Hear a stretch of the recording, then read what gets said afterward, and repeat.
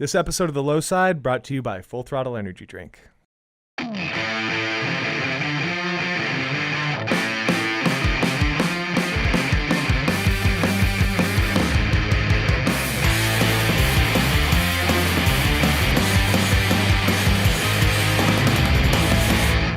Events are always fun and a great way to get people involved or more involved in motorcycling, but individuals can have a big influence as well. One of the people we find most interesting is Chris Wiggins. He's a hooligan flat track racer. He's been an engineer for Vance Hines. He's worked for Saddlemen. Now he works for an aerospace company and runs Field Initiative knives out of his home here. So we're at his house. We're gonna head inside and check out his knife shop. We're gonna head over to his work, get a tour of their facilities and see what he does there. Then head out to Blackmore Ranch, and under his tutelage, I'm gonna spin some laps on the oval out there. So first things first, let's head inside, check out his knife shop and see what he's making there. This is the shop. My shop is this big.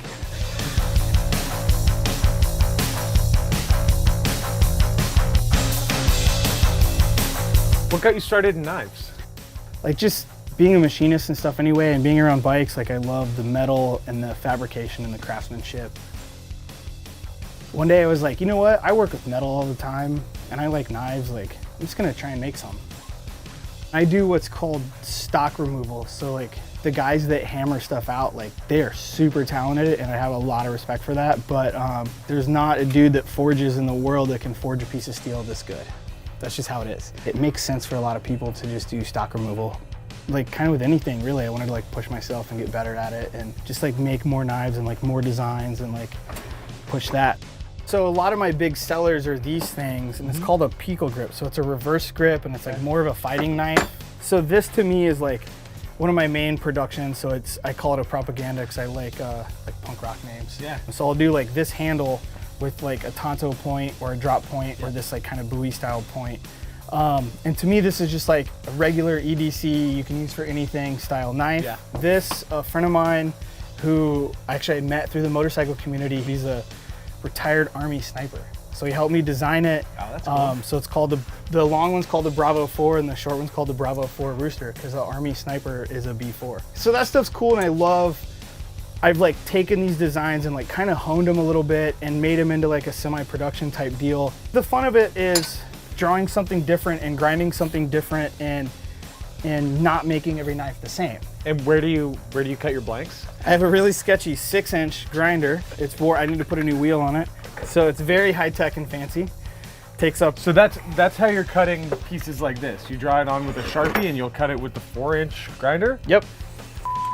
I mean, one day. Obviously it translates pretty well. It's pretty tight. That one cheats, that one's water jet. I was gonna get to that in a minute.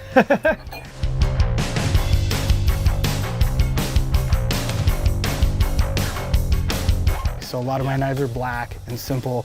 So you see a little bit of the grind and it's meant to be more like utilitarian and less like frilly and fancy. Right. And it just depends what people want, you know? Like, I respect anyone that's gonna carry a knife around and like, you use it all the time. Like I can't tell you how often I get my knife out to do shit. Absolutely. That was a rad look inside Wiggins' garage, inside the Field Initiative knife shop. Watched him grind some blades. Now we're gonna head over to his work at ESM Aerospace in Burbank. Check out the machine shop there, see what he does, and then take his race bike out to Blackmore Ranch. Watch him spin some laps on the oval, and under his tutelage, try some myself and see how it all goes. Sure to go well. Yeah.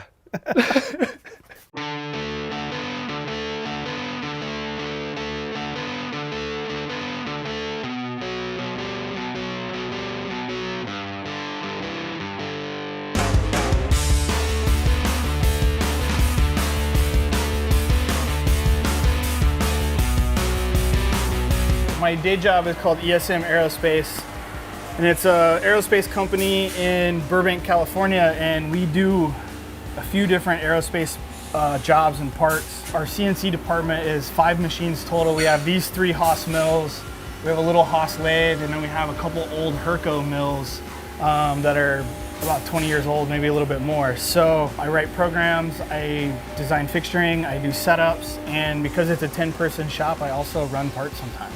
You know, and I always tell people, it's like, when they ask what I do, I'm a machinist, and they're like, well, what is that? And I'm like, pretty well everything around you. some way, shape, or form has started probably on a CNC machine like this. Like, you know, the piece of plastic for the mics that we're talking in, plastic's in an injection mold. That mold was made in a CNC machine.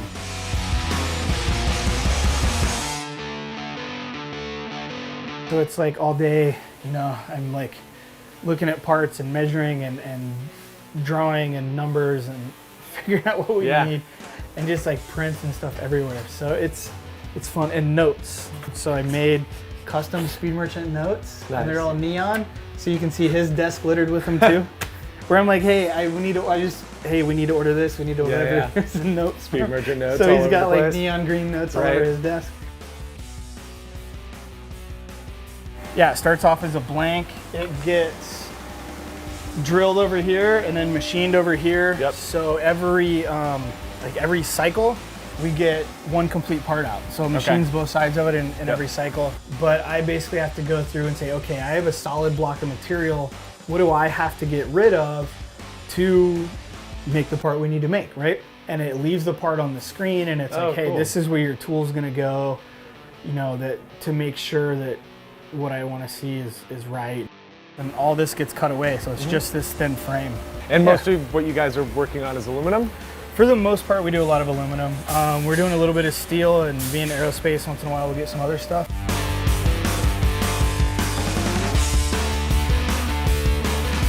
Does it sort of change the way that you think about making motorcycle parts and the way that you think about the way your bike functions? It's kind of a mixture, you know? Sometimes it's like, I don't want to do it that way because that's how I would do it all the time.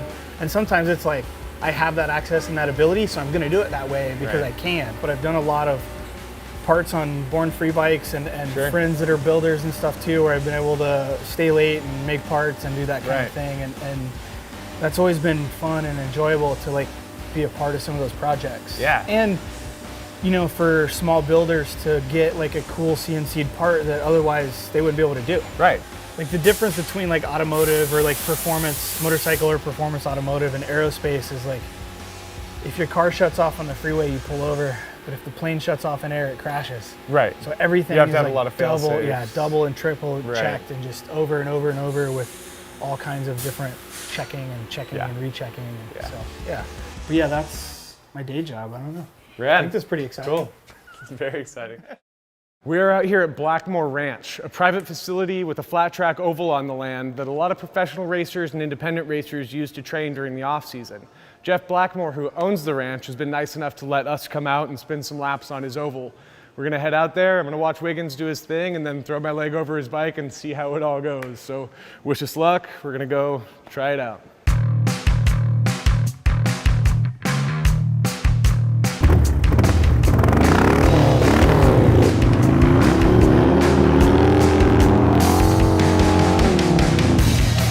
What was hooligan racing like when you started out? We were going to like Harley nights at Costa Mesa, and then some of us decided that taking our Dynas and stuff out wasn't good enough, and Sportsters were faster and cheaper.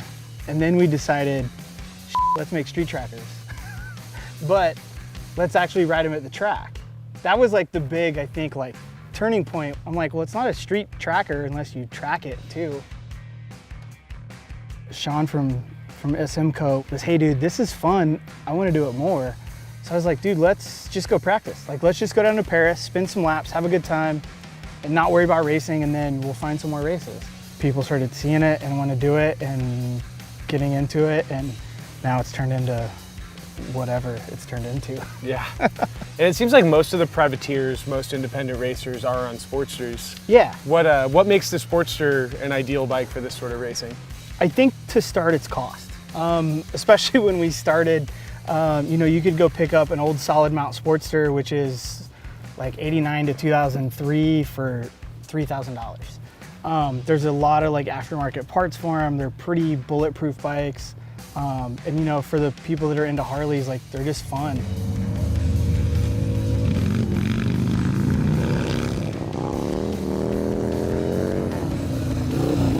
Talk to me a little bit about how you've modified your bike over the years and how it's become a better race bike. All right, the big things I think I've done, it has R6 front suspension that has some tall rear shocks, 19-inch wheels, and then it's like a lot of small stuff like That one has an SNS 1250 kit, a Mikuni carb, and an SNS 2-in-2 exhaust. I run these Rox risers. They're just bar risers that come up at about 1 inch, but you can move them forward or backward and stuff like that. And honestly, it's the cheapest way to get your bars in a good position. I'm also converted to 7/8 bars, so I run dirt bike bars, a dirt bike throttle, a dirt bike clutch, and Barnett's makes me custom cables. I still run this lowbrow Tsunami fender, and then Saddlemen's made us some cool seats. People are like, oh, I gotta do this to my bike and I gotta do that. And I'm like, you can just go ride your bike. And that will make you fast enough. What advice would you give to someone about to go and spin their first laps out on the flat track? Just take some slow laps, take it easy, especially when you're first going out. It's not a race to win, it's a race to survive. Like these bikes are heavy and they will throw you far and they will hurt you real quick, but they're also kind of slow moving and slow reacting, which is kind of a cool thing too. You really can't hurt it, so. Yeah. Well, try not to hurt yourself, you know? All right, rad, man. Let's try it. Sweet, sounds good. Yay. I am nervous.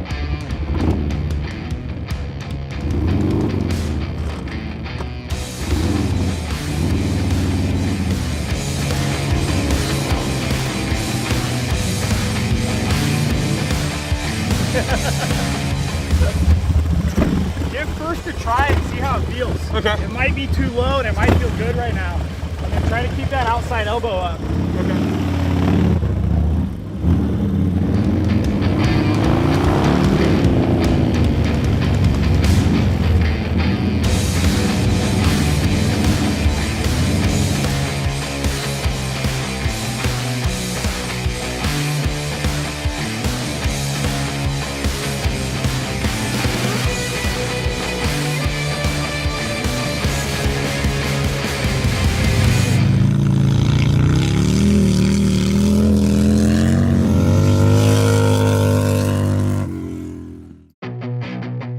All right, we just got off the track, watched the man do his thing, tried my hand at it. It is way harder than I was expecting, man. It's physically demanding as hell. It really is. The bike's heavy, and when you start sliding both ends, you really kind of have to hold it up with your legs. So yeah.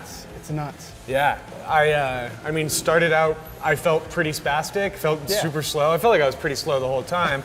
But as I was, starting to exit the corners towards the end, smoother drifts out, you know, smoother slides coming in. Felt like I had a better arch in and out of the turns. It was cool because you could definitely see in like the short time you were on it, like a solid improvement. As a group, the core guys when we started, so slow. Yeah. And it's like funny because now people come in that are fast and we're hanging with them and just riding it and getting used to it. Yeah, do you think that that's had an effect on new people entering the sport? Like when you entered, amateurs were slow. Yeah. And now when we look at heavy bikes and when you look at the run what you brung class and heavy bike and hooligan class, they're fast as hell.